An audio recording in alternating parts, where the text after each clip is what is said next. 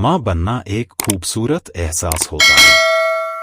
जब कोई महिला माँ बनती है तो उसे फिजिकल और इमोशनल कई तरह के बदलावों से जूझना पड़ता है। कई महिलाएं प्रेगनेंसी के दौरान तो अपना खूब ख्याल रखती हैं, लेकिन एक बार जब बेबी का जन्म हो जाता है तो वह खुद को भूल सिर्फ बेबी के कामों में रम जाती हैं। लेकिन क्या आप जानते हैं कि डिलीवरी के बाद पहले 40 दिन के पीरियड्स को डिलीवरी की रिकवरी टाइम में काउंट किया जाता है? फिर चाहे डिलीवरी ऑपरेशन से हुई हो या फिर नॉर्मल। बच्चे के जन्म के बाद मां को 40 दिन तक खास देखभाल की जरूरत होती है। मां बनना हर महिला के लिए सबसे सुखद और दर्दभरा एहसास होता है। अपने जीवन को ताक पर रखकर महिलाएं एक नई और नन्ही जिंदगी को जीवन देती है। ऐसे में डिलीवरी के बाद उनका रहन-सहन, पहनावा और जीवन शैली पूरी तरह से बदल जाती है। ऐसे में उन्हें इस वक्त अपने परिवार के साथ और समझ की काफी जरूरत होती है।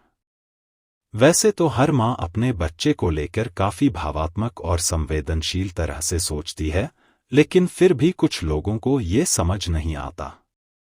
इसी के चलते कई बार लोग अनजाने में ऐसी बातें कह देते हैं जो उनके मन को ठेस पहुंचा सकती हैं। यदि आपके घर में भी किसी महिला ने बच्चे को जन्म दिया है या आप किसी के घर किसी नई मां और बच्चे से मिलने जा रहे हैं तो कुछ बातों का ध्यान रखें। यहां कुछ ऐसी बातें बताई जा रही हैं जिनको गलती भी नई मां के सामने न कहें। आपकी कही हुई ये बातें उन्हें दुख पहुंचा सकती है। बच्चा रो रहा है, उसे सही से संभालना सीखो। कभी भी किसी मां से ये लाइन न कहें।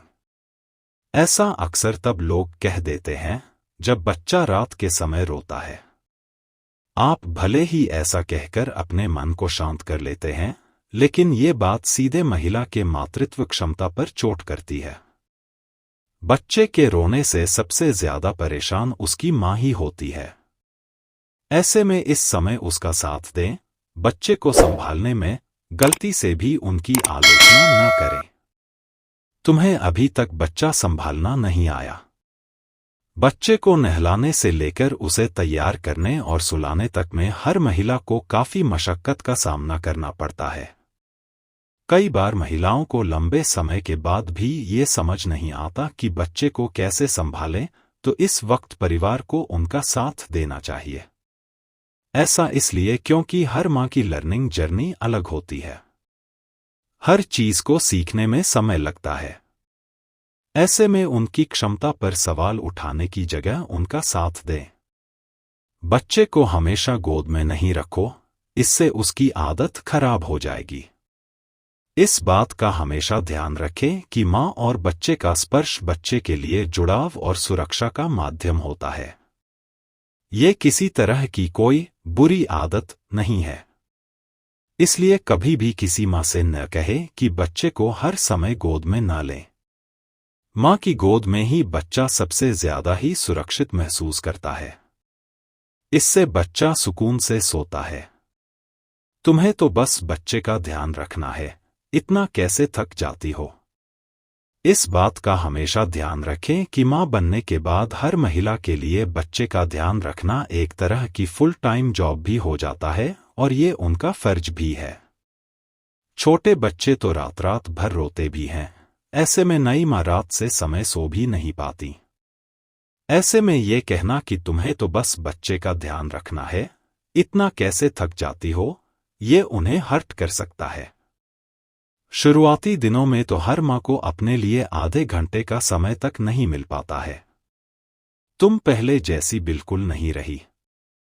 ये सबसे अहम बात है। ध्यान रखें कि हर नई मां शारीरिक और मानसिक रूप से बदलावों से गुजर रही होती है। ऐसे में इस दौरान उसे तुलना नहीं, सराहना चाहिए।